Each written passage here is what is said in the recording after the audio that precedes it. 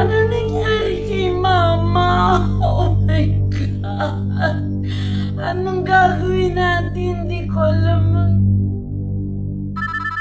Sorry for your loss, ma'am. Sige po, help po kita na makakonect sa chapel. Paki-forward na lang po ang full name ng deceased, contact person, contact number at address. Pakisabi po, tatawag ang St. Peter Chapel sa kanya. Okay po, condolence po, ma'am.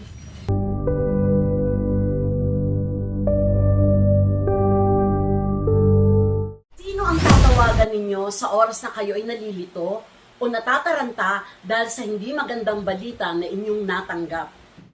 If you have a St. Peter plan in a family, it will lessen your worries in what to do in time of passing away. Be wise mga kabayan.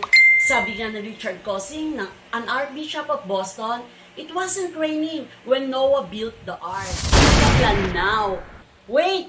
Marami pa kayong hindi alam sa St. Peter. So bago ko tapusin ang video na to,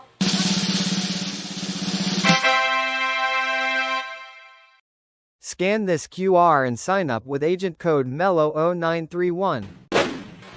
So why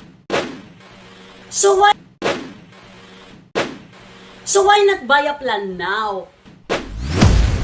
Para less worry, less gastos at pwede ka pang kumita.